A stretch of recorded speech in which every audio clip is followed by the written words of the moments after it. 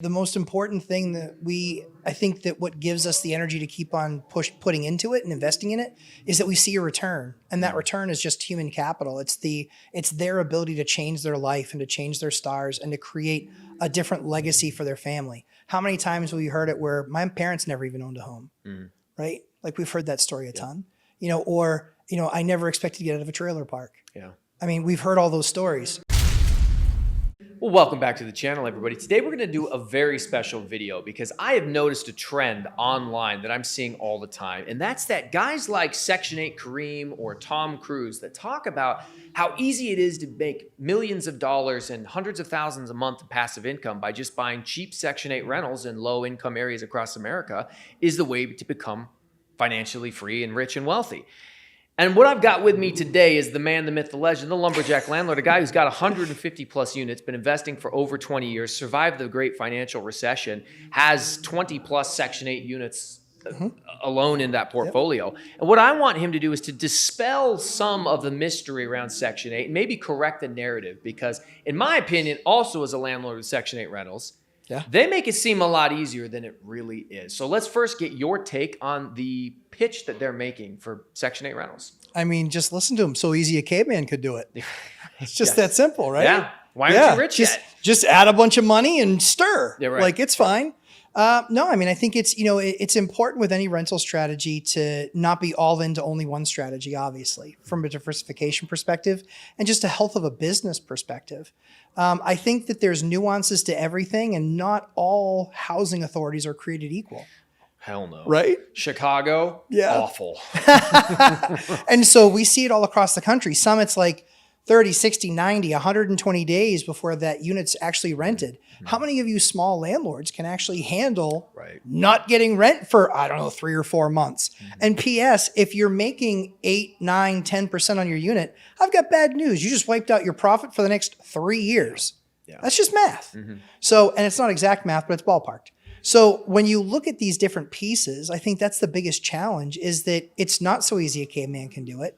It really is specific on the housing authority where you are. It's specific on if there's demand there. One of the things that we really teach in our mastermind, and we call it a boot camp, because that's really what it is. We want people creating camaraderie with each other, fellow investors, understanding each other's journeys, investing in each other, and accountability in our boot camps. And one of the things that we talk about very often is what people's process was to get into their Section 8. And you'd be surprised. Everybody's like, well, I read online, and I read in a chat group, and I read on Reddit, and I read here, or I watched a video on. I have an idea.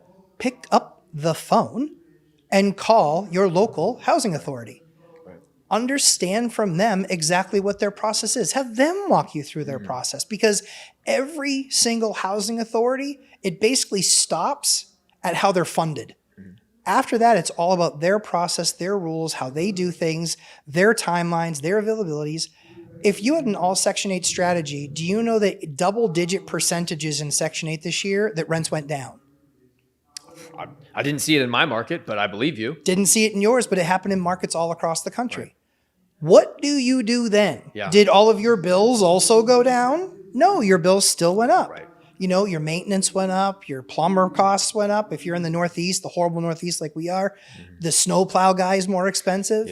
Repairs on all that stuff, availability of all that stuff. So when you look at it, no, it's not just this super easy, simple thing that boom, it's done. It's so easy a caveman. If it were really that easy, they could be selling a pamphlet. But it's not. There's the human element to all of this. And that's one of the areas that people far too often miss.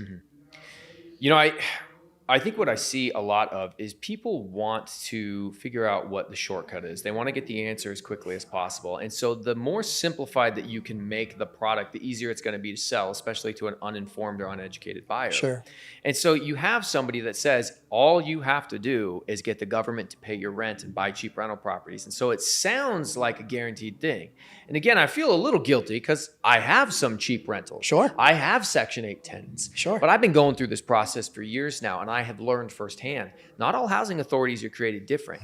So people need to understand when we say housing authority, that's the local city administrative program and Correct. bureaucracy Yes. that actually manages the Section 8 tenants for that city. So when I have Gary, Indiana Housing Authority, it's very different than Chicago, even though it's 45 minutes away, or even than Hammond, which is 5 minutes away. Each different city has a different housing authority, and they all have varying degrees of customer service. Yeah. And as the customer, one of the customers, you've got tenants and you've got property owners. It is not as easy as these guys make it seem. And what I fear is people are going to lose their shorts because they buy the rentals and then they can't get it rented. They can't get the inspections approved. Correct. We should talk about inspections because that is a major hurdle for a lot of investors. It is. I bought the property. I want the Section 8 tenant. They might have even found a tenant, but I can't get them in the property because the city won't say yes. Right. And I know that you're an expert when it comes to managing projects. So teach us about what you do to make sure you pass every time the first time. So I use my phone a lot. And not just for watching amazing content on YouTube from Millennial Mike. Hey, not just for that. I appreciate that. So the idea is that instead of sending emails, instead of guessing, instead of talking to only other investors, yes, do all of those things. But most importantly, make a connection. Make a human connection.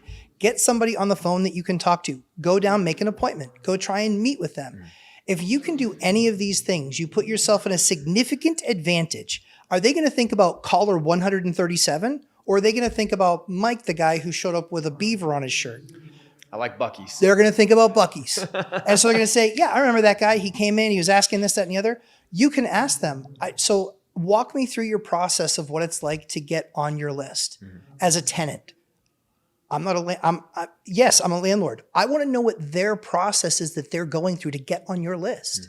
How do you guys then allocate housing, right? Having these types of higher level conversations help you better understand how that housing authority is going to behave. Then silly, simple questions like, okay, if I have somebody that's a Section 8 tenant apply today, I would like to understand what I need to do with you in order to move that forward. And then we all know that before any Section 8 HAP contract is going to be approved, that it must be an inspected unit. What is your process and time frame for inspection? Because if you do that before you buy the asset, you might know right away, even after I close, because you can't list with them until after you own the property and you can prove that it's yours and you're on a deed. Right. Then you know exactly what my time frame is. Is it going to be 3 months, 6 months, 9 months, 12 months? What's it going to be? And if something were to not pass inspection, what are the abilities for me to remedy that situation? And then what are the appropriate timelines? Where can I find those guidelines? If you understand really those kind of 3 or 4 concepts and then work the phones and have conversations and create relationships, you're in a far better position to succeed than you are if you're just reading off a website or watching some other guru's video. Right. And I really think that is the struggle because, so for instance, me, I manage everything at a distance. I'm out of state investing. Sure. I can't just roll down to the housing authority and have a conversation with them. Right. So I get significantly better results when my property manager Absolutely. has that relationship with the Section 8 worker or administrative assistant, whoever it is.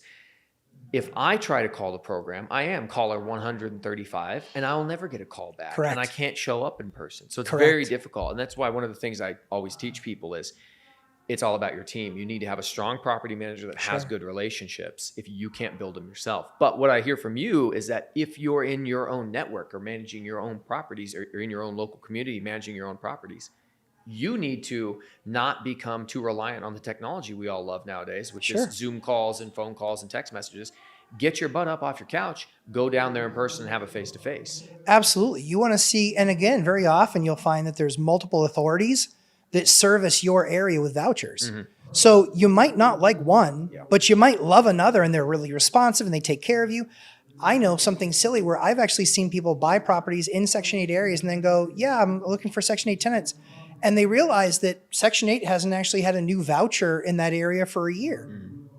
What are you doing then? You just bought a property that was basically priced based on Section 8 pricing, and now all of a sudden they don't have any vouchers anymore. What do you think you're going to do? So I think that people need to trust but verify.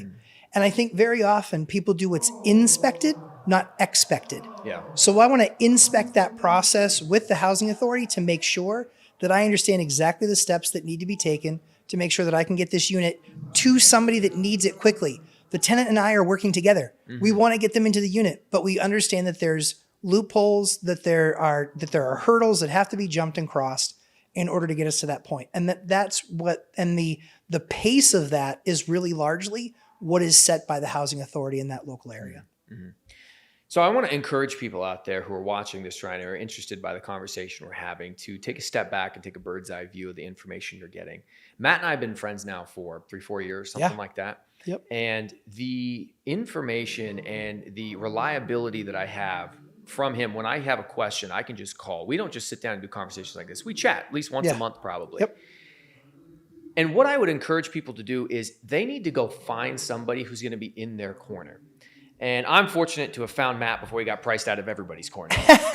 He just does this because he likes me now. It's true. It's true. But what that leads to, the reason we're here at this event, Michael Zuber's event, is we're here to give back to the community of people who watch and subscribe to 1000%. your channel on YouTube and my channel on YouTube and Zuber's and Dion's. And there's something special about this community of people. The individuals right now that are off camera that are filming us, they said it best. There's just something different about when they come and they work a Michael Zuber event. The community of people that not only support us, but support each other. The offshoot meetup groups, to the point where you and I are walking the strip in Vegas and we get called at from across a hotel lobby. Matt, Mike, we turn, there's 10 guys that are all YouTube subscribers, but now friends, and now our friends that flew across the country from Hawaii and Colorado and Colombia and Florida, all to come right here. Tell us what makes this community so special. How did it happen? Oh, I mean, it all started with Mike. Yeah. Right. It all started with Mike. It all started with, him trying to share his story and help make a difference for the small time investor, and show people that, this is kind of the minimum of what you need if you want to kind of get out of the rat race, and kind of doesn't need to be any more than 4. And then just, birds of a feather flock together. So it's like, it's easy for all of us to be friends because we're all kind of so much alike, which is, hey, we've struggled in our process. We've struggled in our past. We've found better ways to do things. We always support each other no matter what the issue is. And recognize that we'll also call each other out on stuff and say, yeah, I mean, I think this is how I'm doing it. And it's hard. And, but I think the biggest thing is that all of us spent money, time, effort, and energy to get here. This is my first vacation away from my kids, all of my kids ever. And it was a pitch to the wife where I said, hey, what if we spent $5,000 and went out to Las Vegas and I spoke at a 2-day event with you, and we just got to hang out with a bunch of really cool people that are just trying to get that next rung. Right. The quality of person that you marry when she says, sounds awesome, let's do it. So I'm super blessed to have the wife that I do. But yeah, we've gotten the opportunity to have breakfast with people and dinners with people. And 30 conversations already today, and lunch, and, what will be dinner. So it's a huge blessing. We're, they're as much of a blessing to us as we are to them, but seeing that, we get amped up for their wins, because our wins don't need to happen as often. And for them, watching somebody get their first or their third or their fifth, or finally being in a position when they said, hey, I finally was able to retire my wife. I'm going to be able to retire in like 3 years now. Or I was able to send my son to college. It's all of these things, which is why we do this stuff. So it's just it's an amazing community that's actually for the community, which I'm not going to judge the other guys out there in the market, but yeah, this event is probably the only one that I'd pay my own dime to come to and be a part of. Well, I'll judge him for you a little bit. Yeah. I talk to a lot of people at different stages of their real estate investing journey. Sure. And I've spoken to a lot of people who bought expensive courses. Yeah. Or expensive products from other influencers, gurus, what have you. And then I ask them, well, what did you learn? What did you take away? Sure. Was it worth it? Sure. And to a certain degree, there's a lot of them who don't want to admit it was a bad purchase, so they're trying to justify it. And you go, well, do you have a rental yet? And there is something different about our community, because first of all, I know almost everybody out there by name because we interact with them so much. Yeah, for sure. But the people who show up to these conferences, the people who follow your channel, sure, they buy real estate. They do. And then they buy their next piece of real estate. They do. And then they get featured in articles like you hooked me up with a Business Insider report, or they get a house hack. Like, they actually get results. And that's what the difference is to me when I look at the people out here that show up. Yeah, I mean, I think it's, one of the analogies that I'll use is, I'm more than happy to help you do the work. I'm more than happy to, give you 10 fingers or put you on my shoulders, but you're going to at least have to hold on to the wall while we do it. I'm not as strong as I used to be. Yeah, I mean, the most important thing that I think that what gives us the energy to keep on putting into it and investing in it is that we see a return. And that return is just human capital. It's their ability to change their life and to change their stars and to create a different legacy for their family. How many times have we heard it where my parents never even owned a home, right? Like we've heard that story a ton, I never expected to get out of a trailer park. Yeah. I mean, we've heard all those stories. We both grew up pretty pathetically poor. A little poor. Yeah, a little poor. Broke. Little poor. But we recognized what that was like, and we recognized that we didn't want that for our lives. No. And so now it's important that we've achieved something, that we give back, and that we help others achieve it as well. So yeah, I think that's, what's the most fun is celebrating other people's wins. Always. Yeah, for sure. It's the most fun. Something's broken inside of me. It's hard for me to get happy for myself, but I tell you what, I love cheering on other people. Absolutely. I can go all out when it comes to celebrating someone else. I'm very happy when somebody buys a big rehab project. I'm like, good for you, dude. Good for you. It's going to be a journey. Have fun. But that's the other thing too, is that being able to support them through the process. One of the things that, was really tough for me was the whole idea of a course. It was just not a thing I wanted to do. Right. And I got dragged into it.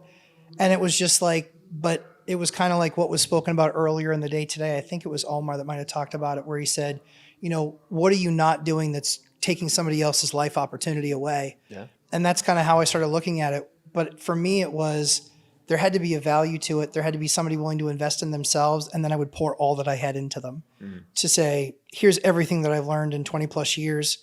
Now let's get into a boot camp. Let's get you a tribe that you can be a part of, that you guys can resonate with each other, that you guys can grow together, you guys can build together. It would not surprise me if in 5 years that some of those tribes have 200, 250 rentals. Oh, for sure. I mean, some of them are already well on their way. Right. So it's just an awesome opportunity. That can be starting from zero. We have lots of students that start from zero, and some that are at 75 and they just say, hey, listen, I just need a better way. Like now I'm getting to the point where I'm too big and I need to better scale. So it's a blessing to be able to give back and have that input. And then if they say, yeah, I really want to get elite at this, then they can make that investment to get elite. I think it's so important for people to recognize that they need a community. Yeah. You are going to be as strong as the people around you. And that's with anything. That could be with your faith. That could be if you like to go to the gym and work out. That could be with the family groups that you let your kids associate with. If you want to be successful with real estate, find a bunch of people who are good, decent people, work hard, and are successful with real estate. Spend time with them. You can't help but become successful. Sure. Yeah, I mean, that's the challenge with my workout partner being the Pillsbury Doughboy. We've hit that same level. If you didn't live so far across the country, I'd make you come to the gym. Oh, trust me, I'd be more than happy to. And I'd be like, yeah, sure, I'll go. But yeah, I mean, this is an amazing event. Every single year, it's absolutely awesome to be a part of, and I expect it will just do nothing but continue to grow, and we'll continue to hear more and more wins. So it's awesome. Find a community, join it, be a part of it, and have a story like Matt's one day. Matt, appreciate it, man. Anytime, Mike. Appreciate you.